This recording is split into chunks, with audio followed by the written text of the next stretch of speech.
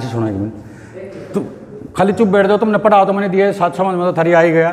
Question, शोर, गर्मी या ठंड। शोर, गर्मी या ठंड शारीरिक परेशानी के अंतर्गत आता है।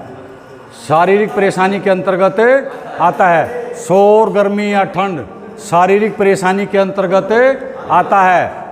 ऑप्शन दे रखे हैं क्या? ऑप्शन ए संस्कृति बाधा है ये, बी भाषा बाधा है, सी पर्यावरण बाधा है, डी कोई नहीं।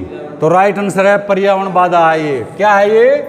पर्यावरण बाधा। सी को लॉक कर दो, पर्यावरण बाधा है। शोर, गर्मी या ठंड शारीरिक परेशानी के अंतर्गत आता है, ये पूछ रहे हो। ठीक है, अगले क्वेश्चन में आ जाओ। अगले क्वेश्चन में आओ। कौन सा बाजार, कौन सा जो बाजार है वास्तविक मजदूरी और रोजगार निर्धारित करता है? कौन सा बाजार है वो? ऑप्शन ए पूंजी बाजार, ऑप्शन बी मुद्रा बाजार, ऑप्शन सी श्रम बाजार, ऑप्शन डी उपरोक्त सभी। तो राइट आंसर है श्रम बाजार। ये रोजगार और मजदूरी निर्धारित करता है भाई, श्रम बाजार। सी को लॉक कर दो। अगले क्वेश्चन में आ जाओ। पूरे देश या राज्य के, पूरे देश या राज्य के आर्थिक प्रदर्शन मापने के लिए किसका उपयोग करते हैं? पूरे देश का जो है हमने आर्थिक प्रदर्शन मापना है या अपने राज्य का आर्थिक प्रदर्शन मापना है, तो किस चीज़ का हम उपयोग करते हैं? Option A GDP, option B KYC, option C TFP, option D ATM.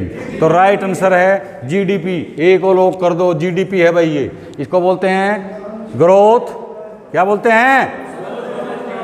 Growth domestic product, growth domestic product. अगले क्वेश्चन में आ जाओ। किस प्रकार का तनाव, वो कौन सा तनाव है, कौन सा स्ट्रेस है, किस प्रकार का तनाव आजीवन यानी कि पूरे जीवन भर के लिए, आजीवन पूरे जीवन भर के लिए शारीरिक और मानसिक स्वास्थ्य यानी कि तुम्हारे हेल्थ की समस्याओं को जन्म दे सकता है। स्वास्थ्य की जो है तुम्हारे हेल्थ में प्रॉब्लम आ जाएगी। कौन सा तनाव हो ये पूछ रहा है। ऑप्शन ए लघु अवधि, लघु का मतलब छोटी अवधि का तनाव है। डी बी दीर्घकालीन अवधि, दीर्घकालीन का होता है लंबे समय की अवधि। सी मिडल स्ट्रेस, मिडल स्ट्रेस कुछ समय के लिए, 2 दिन के लिए, 4 दिन के लिए, वो स्ट्रेस है। डी है, डी का क्या है? अच्छा तनाव है। तो राइट आंसर क्या है इसका? दीर्घकालीन अवधि। लॉन्ग टर्म स्ट्रेस जो है वो तुम्हारे शरीर को, स्वास्थ्य को मतलब क्या है, खराब कर सकता है। क्वेश्चन देख लो ध्यान से। तो ये राइट आंसर है दीर्घकालीन, लंबे समय तक जो तनाव रहता है, तनाव रहता है, स्ट्रेस रहता है, वो स्वास्थ्य समस्याओं को जन्म दे सकता है। अगले क्वेश्चन में आ जाओ। राम बहुत तनावग्रस्त और डरा हुआ है। राम है कोई लड़का, उसका नाम है राम, बहुत तनावग्रस्त और डरा हुआ है, महसूस कर रहा है यह परीक्षा से पहले, यह परीक्षा से पहले ध्यान केंद्रित करने में असमर्थ है। परीक्षा की तरफ ध्यान नहीं दे पा रहा है, असमर्थ है वो। किस तरह का तनाव है, कौन सा तनाव हो? राम जो है परीक्षा से पहले परीक्षा की तरफ ध्यान केंद्रित करने में, अपना ध्यान लगाने में असमर्थ हो गया वो बेचारा। ठीक है, ये किस तरह का तनाव है? ऑप्शन ए अच्छा, ऑप्शन बी खराब, ऑप्शन सी छोटा तनाव है, ऑप्शन डी कोई नहीं। तो राइट आंसर है बी खराब तनाव हो भाई, इसको लॉक कर दो। बी को लॉक कर दो। हो गया बी लॉक। ठीक है, अगले क्वेश्चन में आ जाओ। खालिस्तान तनाव हमें, वो कौन सा तनाव है? तनाव से पूछ रहे हैं, वो कौन सा तनाव है जो हमें उत्साहित और प्रेरित महसूस करा सकता है? ऑप्शन ए खराब तनाव, बी अच्छा तनाव, सी लघु अवधि का तनाव, डी दीर्घकाल लंबे समय का स्ट्रेस। तो ये अच्छा तनाव, अच्छा तनाव मतलब यहाँ एग्जाम्पल जैसे तुम्हारा आज रिजल्ट आना है, क्या आना है? रिजल्ट आना है, तो तुम्हारे को पहले क्या होगा? तनाव होगा, हो गया ना तनाव, और उसके बाद तुम पास हो गए, तो ये अच्छा तनाव है। अच्छा तनाव में लॉक कर दो, बी को लॉक कर दो। बी लॉक हो गया। अगले क्वेश्चन में आ जाओ। वह कौन सा दस्तावेज है? दस्तावेज इंग्लिश में बोलते हैं डॉक्यूमेंट, डॉक्यूमेंट की हिंदी क्या होती है? दस्तावेज। वह कौन सा दस्तावेज है जिसे नियोक्ता नौकरी के आवेदन की समीक्षा करते समय, नौकरी का आवेदन जो तुमने दिया था उसकी देखभाल, जब वो देखेगा डॉक्यूमेंट को, तुम्हारे का डीवी डॉक्यूमेंट वेरिफिकेशन क्या होता है? वो डीवी बोल सकते हो उसको शॉर्ट में। डीवी डॉक्यूमेंट वेरिफिकेशन होती है, जब सब इंटरव्यू हो जाएंगे, एक डॉक्यूमेंट वेरिफिकेशन होती है, फिर 10वीं कहाँ से की, 12वीं कहाँ से की, ग्रेजुएशन कहाँ से की, कोर्स कहाँ से किया, उसको बोलते हैं डीवी, डॉक्यूमेंट वेरिफिकेशन। तो ये बोल रहा है वह कौन सा दस्तावेज है जिसे नियोक्ता नौकरी के आवेदन की समीक्षा, जो आपने आवेदन दिया है समीक्षा करते समय उसको देखता है। वो नियोक्ता का मतलब यहाँ पर हो गया, कल भी बताया था मैंने, नियोक्ता का मतलब हो गया HR मैनेजर हो गया, GM हो गया फैक्ट्री का, सेफ्टी अफसर हो गया, उच्च अधिकारी, या कोई मॉल का मालिक, छोटी फैक्ट्री का मालिक, ठीक है, सिनेमा हॉल का मालिक, उन्हें जरूरत है तो वो नियोक्ता हो गया यहाँ पर। तो वो क्या जो है उसको नौकरी के जो है समीक्षा करेगा, तो उसमें कौन सा दस्तावेज देखता है वो। Option A biodata, resume, biodata लिखा पा जाए या तुमने रिज्यूम लिखा पा जाए, ठीक है, बायोडाटा रिज्यूम। बी प्रमाण पत्र, सी टिकट देखेगा, डी आमंत्रण पत्र देखेगा। तो राइट आंसर है बायोडाटा या रिज्यूम देखेगा। और सबसे पहले क्या देखेगा, बायोडाटा या रिज्यूम देखेगा। भाई इसने कहाँ से कोर्स किया है, ठीक है, कौन सा कोर्स किया है, कितने दिन का किया है, पहले भी नौकरी किया है या फ्रेशर है ये, वो सब चीज़ उसमें बायोडाटा में रखी रहती हैं। लैंग्वेज इसको कितनी आती हैं, एक आती है या दो आती हैं या 3 लैंग्वेज आती हैं। लैंग्वेज मतलब भाषा, हिंदी आती है, इंग्लिश आती है और दूसरी भाषा भी कोई जानता है, ठीक है भाई। 43 कितना है दीपांशु, 43। ध्यान से देख लो ऊपर, इनमें से कौन सा दस्तावेज यानी कि कौन सा डॉक्यूमेंट है जो KYC मापदंडों को पूरा करने के लिए स्वीकार नहीं होता है, वो मान्य नहीं है। जैसे तुम KYC करवाते हो ना, अपनी करवाते हो ना, बैंक में ही मांगते हैं, यहाँ हम भी मांगते हैं कि भाई तुम्हारी KYC कर रही है, OTP दे दे। तो ऐसे जो है KYC करवाने के लिए कौन सा डॉक्यूमेंट है जो मान्य नहीं होता है। Option A voter ID card, option B ration card, option C आय प्रमाण पत्र, ऑप्शन डी कोई नहीं। तो राइट आंसर है आय प्रमाण पत्र। सही है भाई नीरज, आय प्रमाण पत्र लेकर जाओगे तो KYC के लिए मान्य नहीं है। उसमें आय कितनी लिख, तुम 1 लाख लिख रही है या 10 लाख लिख रही है या 20,000 लिख रही है ईयरली, तो उससे कोई मान्य नहीं होता। आय प्रमाण पत्र KYC करवाने के लिए मान्य नहीं है। अगले क्वेश्चन में आ जाओ, भूकंप को किस यंत्र से मापा जाता है। जब भूकंप आता है, जमीन हिलती है, उसको भूकंप बोलते हैं, अर्थक्वेक जब आता है, भूकंप जब आता है, कौन सा यंत्र है कि कितने डिग्री पे था ये, तो मापते हैं ना, तो उसको कौन से यंत्र से मापा जाता है, उस यंत्र का नाम क्या है। Option A telegraph, option B seismograph, option C oscillograph, option D bar graph. तो राइट आंसर है इसका सिस्मोग्राफ होता है भाई। ये इस यंत्र का नाम होता है सिस्मोग्राफ। क्या होता है, सिस्मोग्राफ। राइट आंसर है, सिस्मोग्राफ से मापा जाता है भूकंप। अगले क्वेश्चन में आ जाओ, आवाज़ की पिच का, जो आवाज़ आ रही है हमारे अंदर से, आवाज़ की पिच का उठना और गिरना, जैसे मैं एक बार तेज़ बोल लूँ, एक बार थोड़ा फिर डाउन हो जाऊँ, आवाज़ की पिच का उठना और गिरना कहलाता है क्या, स्वर, व्यंजन, उच्चारण, सभी सही हैं, तो वो कहलाता है स्वर। क्या कहलाता है, स्वर कहलाता है। पढ़ा है ना स्वर और व्यंजन, स्वर और व्यंजन पढ़ा है ना, तो आवाज़ की पिच का उठना और गिरना कहलाता है स्वर। अगले क्वेश्चन में आ जाओ, मानव प्रयासों में, आदमी के जो प्रयास हैं, मानव प्रयासों में सही और गलत के अध्ययन को, सही क्या कर रहा हूँ मैं और गलत क्या कर रहा हूँ, उस अध्ययन को क्या कहते हैं।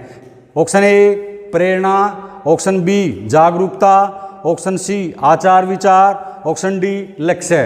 तो राइट आंसर है सी आचार विचार। आचार और विचार जो सही और गलत का फैसला करते हैं कि मैं सही कर रहा हूँ या गलत कर रहा हूँ, उसके आचार और विचार उसके कैसे हैं।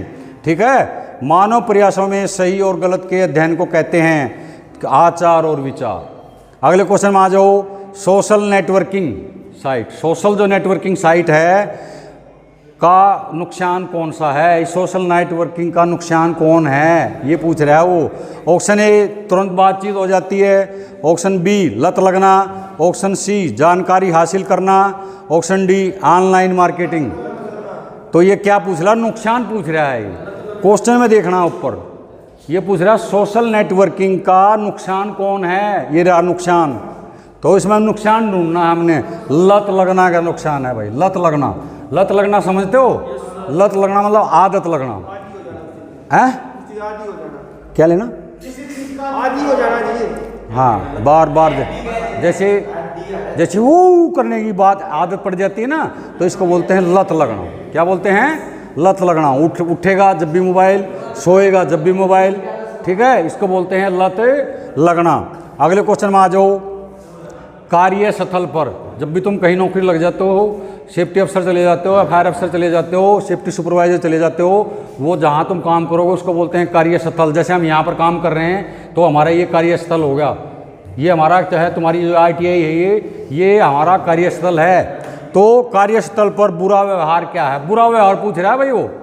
कार्यस्थल पर जहाँ तुम काम करोगे वहाँ पर बुरा व्यवहार, ठीक है, वो क्या है? मतलब बैड बिहेवियर। बैड बिहेवियर कौन है ये पूछ रहा है वो। खुला और ईमानदार होना। ऑप्शन बी, कंपनी को आगे बढ़ने में मदद करना। ऑप्शन सी, अच्छा कार्य संतुलन। डी, सहकर्मियों पर विश्वास नहीं करना। सहकर्मियों पर, जैसे मेरे सहकर्मी हैं जो बैठे हैं, जितनी मैडम हैं या और स्टाफ है, ये पवन है, ज्ञानदीप है, ये हमारे क्या हो गए? मेरे सहकर्मी हो गए। इन पर विश्वास नहीं करना। ये क्या है? कार्यस्थल पर बुरा व्यवहार क्या है? बुरा व्यवहार क्या है? तो इन पर विश्वास नहीं करूं मैं तो वो मेरा जो है क्या हो गया? वो बुरा व्यवहार हो गया। इन पर हमने विश्वास करके चलना पड़ेगा। तो सहकर्मियों पर विश्वास नहीं करना, ये राइट आंसर होगा। डी को लॉक कर दो। क्वेश्चन एक बार और पढ़ो तुम ध्यान से। समझ में आ गया क्वेश्चन? क्वेश्चन समझ में आया? क्या पूछ रहा हो ये देखना। कार्यस्थल पर बुरा व्यवहार क्या है? जहाँ तुम काम करते हो उस कार्यस्थल हो गया वो। जैसे मैं यहाँ काम करता हूँ, यहाँ पर बुरा व्यवहार क्या है? इनमें से हमने छांटना है। खुला और ईमानदार होना। खुला और ईमानदार होना अच्छी बात है।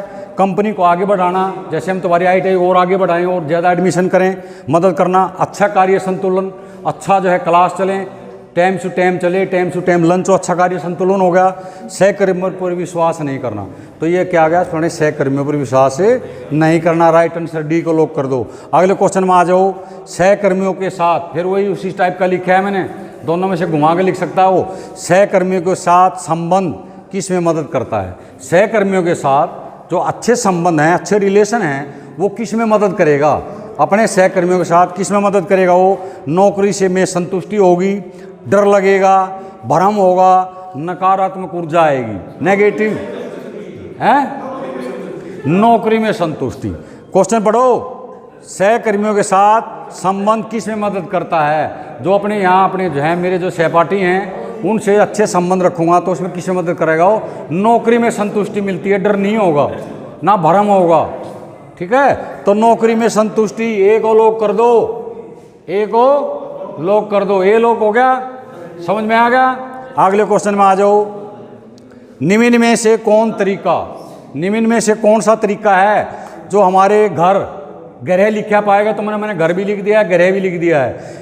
अपने घर ग्रह पर संसाधनों को बचाने का अच्छा तरीका। संसाधन मैंने बता रखा है तुम्हारे को, जो भी चीज़ हमारे पास उपकरण हैं, जो भी चीज़ घर में उपलब्ध है, यहाँ वो आगे संसाधन, चाहे वो हमारा फ्रिज है, टीवी है, कोई वो हमारे संसाधन हो गए। इधर देखो अभी, निम्न में से कौन तरीका हमारे घर या ग्रह पर संसाधनों को बचाने का अच्छा तरीका, अच्छा तरीका पूछ रहा हो कौन सा है? कम बिजली उपयोग करें। ऑप्शन ए, कम बिजली उपयोग करें। ऑप्शन बी, प्रदूषण कम करें। ऑप्शन सी, प्लास्टिक का कम उपयोग करें। ऑप्शन डी, उपरोक्त सभी सही हैं। उपरोक्त सभी सही हैं। ये जो है हमारे जो है घर में एक अच्छा तरीका है संसाधन को बचाने का, तो डी राइट आंसर है। डी को लॉक कर दो। उपरोक्त सभी सही हैं भाई। बिजली कम खर्च करोगी, ठीक है, प्रदूषण कम करें, प्लास्टिक का कम उपयोग करें। राइट, समझ में आ गया? 50 क्वेश्चन हो गए, 50 हो गए। 3 दिन की छुट्टी है थारी।